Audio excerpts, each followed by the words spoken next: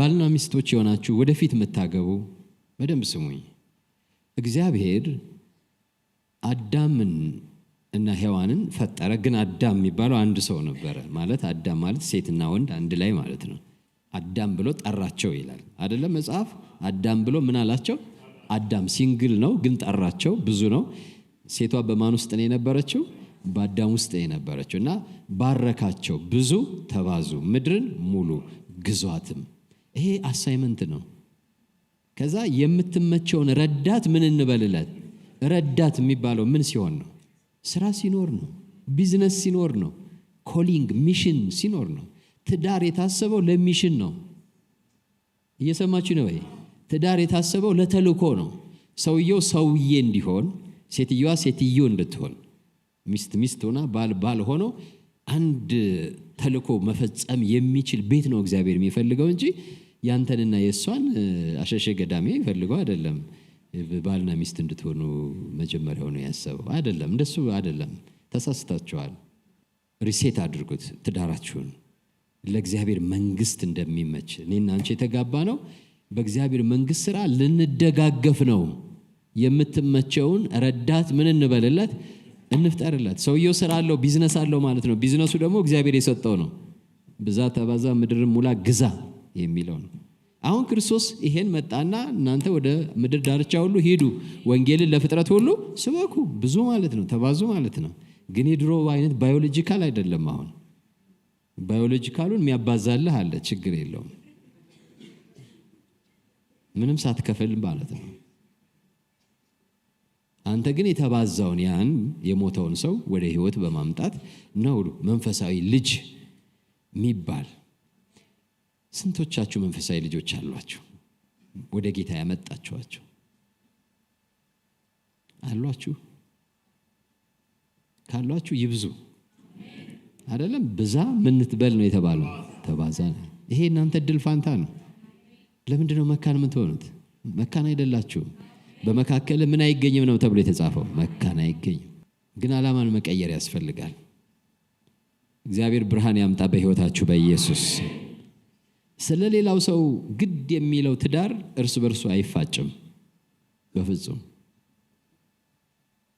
ስለሌላው ሰው ሸክም የሚሰማው ባልና ሚስት በርስ በርስ ጉዳይ ሲጨቃጨቅ አያመሽም አያድርም። ግን ስለ ቢዝነስ፣ ስለ ቤት ክራይ፣ ስለ ልጅ ምናምን ብቻ ከሆነ፣ ስለ ልብስ፣ ስለ ምግብ ከሆነ ግን መጨቃጨቃቸው አይቀርም። ስለ እግዚአብሔር መንግስት አወሩ፣ ድርሻችሁን ተወጡ። ዕዳ አለባችሁ እናንተ። እኔ የክርስቶስ ቅርንጫፎች ነን። ፍሬውን የሚያፈራው በእኔና በእናንተ ነው፣ ሌላ የለውም። አምኖ ወስዶ ተክሎናል፣ ራሱ ላይ ህይወቱን አካፍሎናል። እሱ ላይ ተተክለናል፣ ኢንግራፍት አድርጎናል። አሁን በእኛ በኩል ብዙዎች እንዲመጡ ይፈልጋል። ፍሬውን ያያል፣ ዘሩን ያያል አይደለም የሚለው? ዘሩን የሚያየው በእኛ ነው፣ በእኔና በእናንተ ነው። ለዚህ ነው እግዚአብሔር ዛሬ ብርሃን ይሁን በህይወታችሁ የሚለው። አሁን የነገርኳችሁ ቃል ራሱ ብርሃን ነው።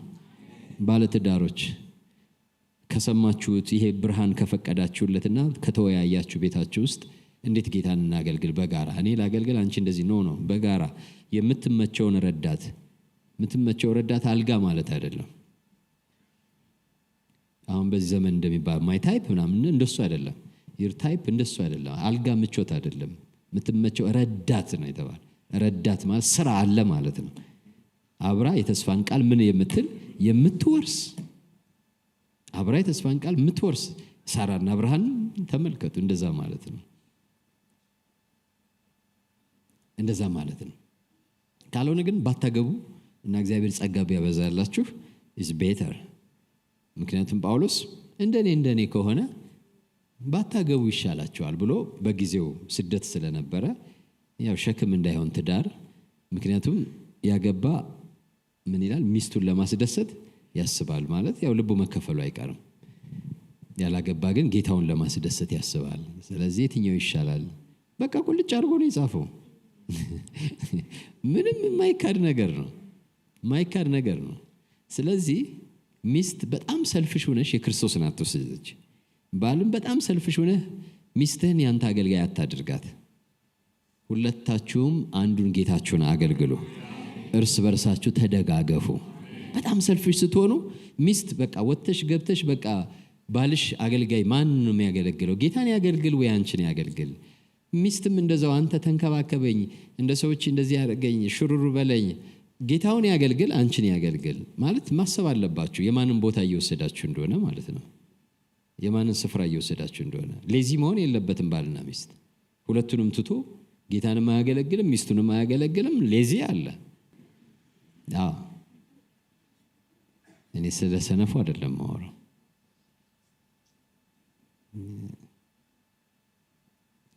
የምታገቡ ከሆነ በደንብ አስቡበት፣ በደንብ አስቡበት። ይህን የተቀበልኩትን የዘላለም ሕይወት ከዚህ ሰውዬ ጋር ሆኜ እዘልቀዋለሁ? ይረዳኛል? እረዳዋለሁ? እና ዘማሪ ነው የሚረዳኝ ብላችሁ ደግሞ አታስቡ። ፓስተር ነው ብላችሁ አታስቡ። ይሄ ደግሞ ሌላ ጅልነት ነው። ፓስተር እኮ ባገባ አገልጋይ ባገባ እኔ ጥሩ ሰው አትሆኝም። እንዲያውም መከራ ውስጥ ነው የምትገቢው። እነግርሻለሁ፣ መከራ ውስጥ ነው የምትገቢው። እዛው ዝም ብለህ ጌታ ካልጠራሽ ፓስተር ለማግባት ከጠራሽ ጥሪ ነው። ጥሪውን አብረሽ መሸከም አለብሽ። ዝም ብሎ ግን ዘማሪ ስላገባው በቃ አሪፍ ክርስቲያን እሆናለሁ ብትይ በኋላ እንዳታለቅሽ። ሰባኪ ስላገባው በቃ መጽሐፍ ቅዱስ ፍትፍት አድርጎ ያጎርሰኛል እንደሱ እንዳታስቡ። ጥሩ አገልጋይ በማግባት ጥሩ ባል አይገኝም። በነገራችን ላይ መጽሐፍ ቅዱስ ላይ ያሉት አብዛኛዎቹ አገልጋይ ሆነው አይደለም የተጋቡት፣ ዝም ብለው ነው የተጋቡት። ግን ጥሩ ባልና ሚስቶች ናቸው እግዚአብሔር የሚሰሙ። በትዳራችሁ ብርሃን ይሁን በጌታ በኢየሱስ ማለት ያላገባችሁም ብትሆኑ ለምታገቡት ነገር ብርሃን ይምጣላችሁ በኢየሱስ። ያላገባችሁ በጣም በቃ ማለት ለማግባት አትቸኩሉ፣ ግን እግዚአብሔር በእውነት በዛ መንገዳችሁ እንዲመራችሁ ጠይቁት። ከማራችሁ አንዱ ነገር ምሕረቱ መገለጫው ትዳራችሁ ነው። በእውነት ነው የምነግራችሁ። ኢስኖት የእናንተ ኮንትሮል የምታደርጉት ነገር አይደለም። ሳምበዲን ወደ ህይወታችሁ ስታመጡ እሱ አሪፍ ነው፣ ቆንጆ ነው፣ አሪፍ ሰው ነው ምናምን ብላችሁ ትምምን አይፈጥርም። እግዚአብሔር ይስጣችሁ ነው የምላችሁ። በፍጹም የምታመጡት ነገር ማሽን አይደለም፣ ሰው ነው። ወደ ህይወታችሁ የምታስገቡት ሰው ነው፣ ማሽን አይደለም። አንድ ጊዜ በተኑን አውቃችሁት እንዲህ ስነካው እንደዚህ ይሆናል በቃ አሪፍ ዕቃ ነው ብላችሁ የምታስገቡት አይደለም፣ ሰው ነው። እየሰማችሁ ነው ወይ? ምንድነው? ሰው ነው የምታስገቡት። እና እግዚአብሔር ራሱ ይምራችሁ። እንደዛ እንዲሆን ደግሞ ብርሃን እግዚአብሔር ይስጣችሁ በኢየሱስ። አይናችሁን ይግለጠው። የተሰወረባችሁ ነገር ቢኖር በውሳኔ በመንገዳችሁ ላይ እግዚአብሔር አይናችሁን ያብራላችሁ። የተጋባን ደግሞ እንዳልኩት እግዚአብሔር ብርሃን ይላክ። እንዴት አድርገን እግዚአብሔርን በቤታችን ማክበር። ሜሬጅ ራሱ ወርሺፕ ነው። ክርስቶስ ሲነግስ በዛ ቤት ውስጥ ክርስቶስ ራስ ማድረግ ከቻል እያመለክን ነው በሜሬጃችን። ክርስቶስን ራስ ካላደረግነው ግን በጋብቻችን እግዚአብሔርን እያመለክ ነው አይደለም። ክርስቶስ የቤቱ ራስ ካልሆነ ማለት ነው። ስለዚህ ትልቅ አጀንዳ በህይወታችሁ ላይ አለ። ትዳር ለዛ አጋዥ ነው። በስሜት በመንፈስ በአካል እንድንተጋገዝ ነው የተፈጠረው። ስፒሪቹዋሊ፣ ሜንታሊ፣ ሳይኮሎጂካሊ፣ ፊዚካሊ ሳፖርት እንድንደራረግ እና የአባታችን እና የአምላካችንን ፈቃድ በህይወታችን እንድንፈጽም ነው ሜሬጅ የተሰጠን። ግልጽ ነው አይደለም? ግልጽ ነው። የተጋባችሁ ሪቫይዝ አድርጉት የጋብቻ ዓላማችሁን ማለት ነው። ከዛ አንዱ ለአንዱ የሚመች ረዳት ይሆናል። ክብር ለስሙ ይሁን። ሃሌሉያ። ስሙ ለዘላለም ይባረክ። ቢቻል ቢታወቅማ በጣም ጠንካራ ረዳት ነው የሚሆነው። ከማንም ሰው ይልቅ ታማኒነት ያለው የኮቨናንታል የሆነ ረዳት ከጎናችን አለ። ያ የኛ የምንለው ማለት ነው። ለዛ ነው የሚያስፈልገን። እግዚአብሔር ብርሃን ያብራ በኢየሱስ ስም በህይወታችሁ ላይ። ወደፊት ማግባት የምትፈልጉ ያልኩት እግዚአብሔር በልባችሁ ያስቀምጠው። በጌታ በኢየሱስ ስም ብርሃን በህይወታችሁ ያብራ። በሉ እስኪ እግዚአብሔር ሆይ በሉ እስኪ ሁላችሁ ብርሃንን ወደ ህይወቴ ላክ በሉት። ለክርስቲያን ሁሉ ነገር እንደ ምድራዊ ሰው አይደለም። እንደ ምድራዊ ሰው አይደለም። ክርስቲያን የእግዚአብሔር ትልቅ አጀንዳ በህይወቱ ላይ ያለው በቃ ጌታ ሲገባ በቃ ያለቀና የደቀቀው ነገር ባንተ ላይ እግዚአብሔር ትልቅ አጀንዳ አለው። ሌላ ትንቢት አትጠብቅ። እየሰማችሁ ነው ወይ? ሌላ ሰው መጥቶ አንቺ በቃ ባንቺ ላይ ነው፣ ሁላችሁ ላይ እግዚአብሔር ትልቅ አጀንዳ አለው። ሁላችሁ ላይ ዓለም ሳይፈጠር አስቀድሞ የታሰበ የተወሰነ የታቀደ አጀንዳ አለው ሁላችሁ ላይ። ነብይ ለማበረታታት ነው ለማነጽ ነው መጥቶ የሚነግረን እንጂ አዲስ ተፈጥሮ አይደለም የሚነግረን። ልዩነት መጥቶ አይደለም የሚነግረን። እኔ ይሄ ገባኝ። አንዳንድ ጊዜ ምንድነው ቴስቲሞኒ የምትፈልጉበት ጊዜ ይኖራል። ወይም እግዚአብሔር ከጎናችሁ ላለው ሰው ምስክር እንዲኖር ፈልጎ ሊናገር ይችላል።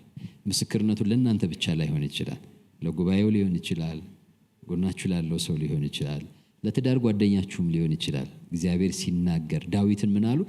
ምንድን ነው ያሉት?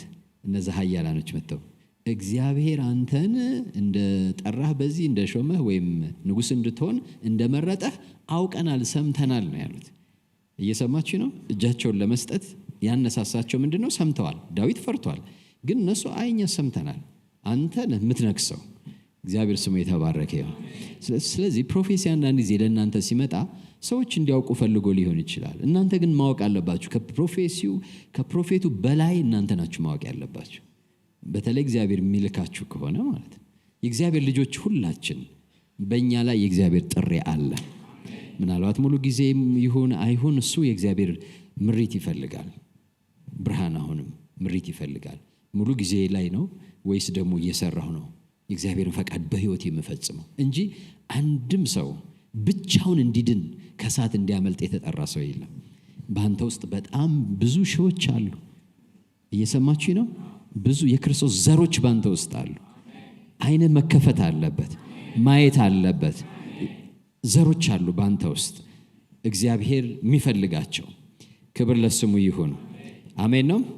እስኪ እጃችሁን አንሱና አሁንም እንጸልይ። እግዚአብሔር ወይ በሉ እስኪ ሁላችሁ በእኔ ውስጥ ያስቀመጥካቸው የወሰንካቸው እነርሱ ወደ ህይወቴ እንዲመጡ በህይወቴ ላይ ብርሃን ይሁን በኢየሱስ ስም። በትዳሬ ላይ ብርሃን ይሁን በኢየሱስ ስም። ሃሌሉያ።